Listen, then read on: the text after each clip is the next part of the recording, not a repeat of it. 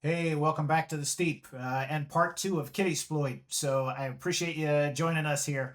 And thank you to the individual who left a comment saying the screen was a little bit too hard to see. So totally understand that.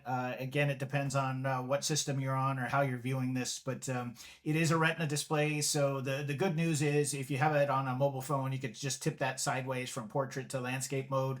You should be able to see the screen a little bit easier. Today I went ahead and kicked the screen resolution up a little bit more too in terms of the font size. So hopefully that works. If you're viewing it on a large screen, yeah, feel free to zoom in, whatever you need. But in any case, this is just meant to get us started here. So please dig in, try out these tools for yourself. So as you can see here, I'm already under the Steep users account on Kittysploit framework. So a couple things we're going to go over really quickly before we jump into how the tool works. I want to call your attention to the market feature. So the market feature, actually, if you're familiar with Burp Suite or anything of that nature, it's similar to Baps, right? The Burp App Store. So if you do a market list, in this case, I need to start my framework. Sorry, yeah, I'm getting ahead of myself. Don't mind me. First day with my new clue. Anyhow, let's go ahead and launch our script here. So we're gonna do a different one this time around and start with Python. We're gonna do Kitty console this time around. So and you would have when you did the actual installation, you would have been prompted to enter a master password. So make sure you put that in here too.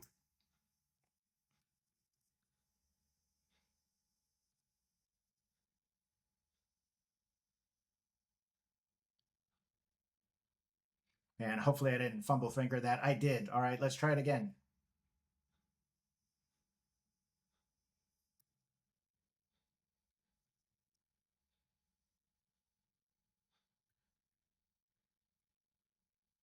All right, much better. Helps when you're cooking with napalm here.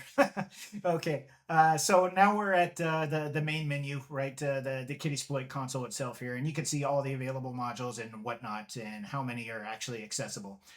So now we're going to actually run that market list command, and as I was saying, this is similar to the Burp App Store, right? So you're going to see a lot of the detail here.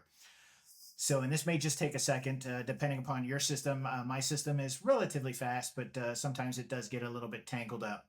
So you can see here the number of actual additions or plugins. They call them extensions in this case that you can actually load. So one is a proxy. So that's similar to if you do want to run it, like a Burp Suite or a Charles proxy or a Zap proxy, something in that vein. It would run similar to that. Um, Again, if you're into open source intelligence, OSINT, the Kitty OSINT tool is probably a good addition to add. All of these are free, by the way, right? That's the other thing to call out here. You can see that right in the price, right? So perfect. That helps, right? Especially for those of us on a budget. So the Kitty protocol, again, if you want to do any type of PCAP capturing in that regard, if you're running it in a cluster or need a cluster capability, it does have that. And then for those of you who like the GUI, and I went ahead and I installed this, so we'll take a look at this a little bit later. But Kitty Cosmic, again, apologize for the names. They're not mine. I feel a little bit goofy saying it, but hey, it is what it is. So anyhow, Kitty Cosmic, and then finally Kitty V8. So again, that's a web UI for V8 and Frida. So if you're working with anything reverse engineering or additional debugging or something of that nature, that's probably a good tool to have.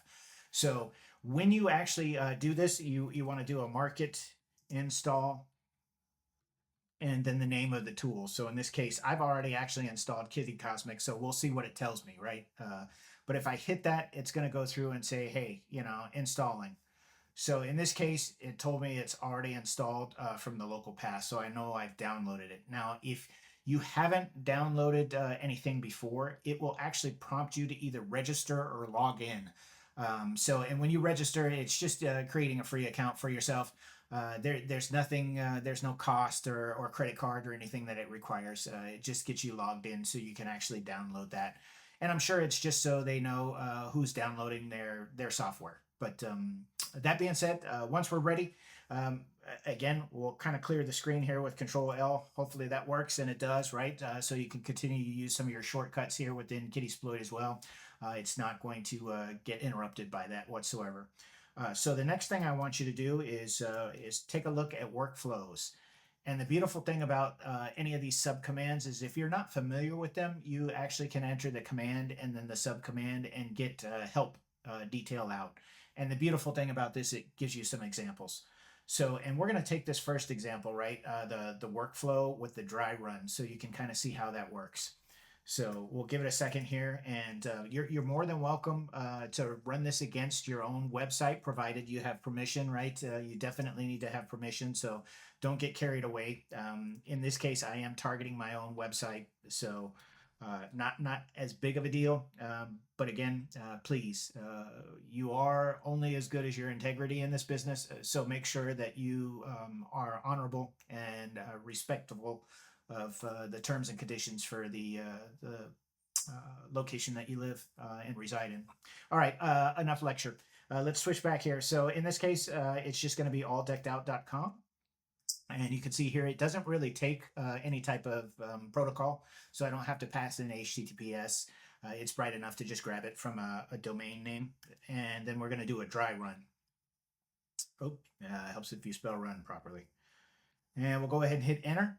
And in this case, it tells you all the steps that it's going to actually plan out before it actually does it. So you can see it will grab domain surface. It will do some passive DNS. Login detection, again, I don't need to read this thing all the way down for you, but WAF fingerprinting. So a lot of the common tools, if you are used to using like WAF Woof or some other tools in penetration testing, this just kind of combines everything in one fell swoop. So it's kind of nice in that regard.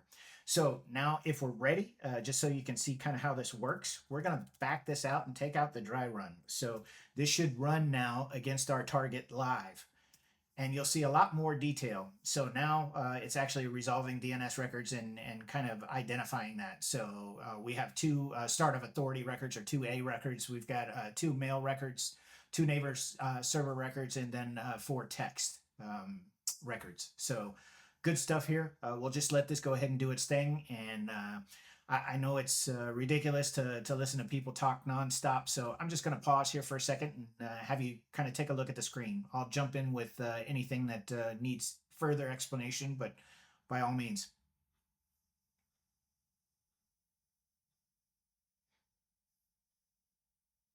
Okay, beautiful. You'll see there no login page, right? As well as it did match some things. So directory brute force, for instance. So probing for common hidden paths, doing some discovery work, if you will. Then it's moving on into fuzzing parameters, and it identified /API/REST and /v1 as some of the methods that it's looking at, some of the calls. And then finally, it starts into that directory enumeration, and then finally gives us a findings table in terms of what it found and what constitutes that issue. So in this case, a lot of version info disclosure, and it rates it as a low severity. In most cases here, what we're seeing is maybe an informational on a regular penetration test, if that. So please, bear that in mind. Take it with a grain of salt. If you are doing professional penetration testing, or even if you aren't, even if you're just interested in this field, please be aware that the low is just a guideline. It doesn't mean that these severities aren't qualitative, because they certainly are. So what is low to somebody may be high to somebody else. So just bear that in mind. All right, enough of workflows. So the other commands here, if you want to, you can certainly type in help. And again, I know we did this at the beginning last time, but here are all the commands available to you. And you can see doctor will diagnose your setup and whatnot. So if you're working with any type of backend database or anything to that nature, these are good commands to have. Same thing if you're working with the Docker environment. And that leads me to my next instance. We're going to launch Kitty Cosmic here momentarily, but I want to call out some issues that you may encounter if you're running on an ARM64 architecture like I am. The actual compilation of the Docker images is actually an AMD 64 implementation, so it's not going to work right out of the box, even with QEMU emulation on our part. It still has a problem. So just bear that in mind. All right, so I'm gonna go ahead and exit out of here really quickly. And we're almost done with the video, I promise. You don't have to hang on for too much longer here. But one thing, let's take a look at the directory listing so you can see these, right? So when you install the actual extensions, you're going to see that they're listed here as far as having their own separate Python launch files. And the beautiful thing about them being this kind of aqua color is that they're already highlighted with a chmod, right? So they've already been added with the execute bit. So you don't have to type Python 3 or Python in front of this. You can simply just do a launch. Hopefully, if you spell launch correctly. And we're going to do Kitty Cosmic and fire it up. Now, in this case, it's going to ask you for that same master password again. This can get obnoxious, I guess, depending upon what your use case is. For me, it's not a big deal, but some folks may want to automate this or take this, too extreme. Or, I could see some folks setting a very lazy password for this. but anyhow, it is what it is. All right, let's go ahead and continue.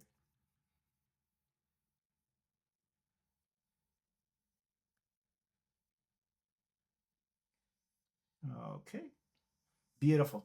And as you can see here, it is running Flask behind the scenes, and it's telling me I need to go to this URL. So now we'll go ahead and switch over to Firefox, and hopefully this will be easy enough to see. But if it isn't, let's just kind of compare this, right? You've got that HTTP site, and that's the loopback address. So you're going to do 127.0.0.0.1 colon 6223. And when you fire that up, you're going to get some really nice looking console output here. So I'm going to go ahead and hit close here for a moment. And I was in the Discover environment previously.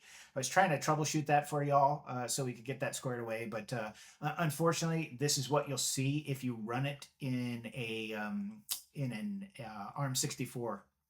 Just watch up here, right? So it says it started successfully. Oh, it looks like it's properly processing emulation today. Hey, woohoo! You guys did it. Hey, all right, fantastic. I'll document those steps and put them up on the site so you can download them. But yeah, yesterday it was giving me all kinds of fits, and I'm like, oh crap, this isn't going to work. But no, this is a beautiful sign. So fantastic. So the benefit of this and why I wanted to get this working for you is if you don't have an actual website that you want to test the efficacy or the effectiveness of this tool against, you can certainly point it at one of these Docker images and have it interrogate those, right? And you can test for yourself just how beneficial Kittysploit is and how many vulnerabilities it finds. So we'll go ahead and leave this running at the moment. I'm going to go ahead and minimize this for a moment. I just really wanted to show you the Kitty Cosmic console here. So for those of you who like anime or even just kittens, kind of cute little background here. And again, a bunch of options, right? And we don't have to go through everything, but we'll just click on a couple. Same thing with Kitty Proxy, right? If you had a proxy server and you wanted, and this is a standard web proxy, folks. So not like a Proxifier, not like a Echo Mirage or something that can hook into non-HTTP, HTTPS traffic. This is exclusively more of a web-based proxy, which is fine. That's usually what we're doing with this. Anyhow, you got Kitty Collaboration if you want to set up a Kitty Collaboration server or point back. And again, I don't need to read all of these to you, but please take the time to go through all of this. I think you're going to find this is a very fantastic and potentially useful tool for yourself. You've got a lot of information over here as well, so you can see how much CPU is being leveraged at any point in time, how much RAM, how much disk space, and again, it'll give you an IP address. For those of you who are maybe a little bit more sensitive about this, please make sure if you're screenshotting or sharing or anything, you've got this kind of blurred out or demarcated, and you can definitely take oh, sorry, I should mention this too. You'll see this in French, so just bear that in mind as well. You may have to modify the underlying language or do a little bit of interpretation if that's not your native language. Okay, that should do it. Any questions or comments? Please, drop them right into the comments on this video, and I'll do my best to address them. But anyhow, happy hunting. Thank you so much, and we'll see you for the next video. Take it easy. Bye.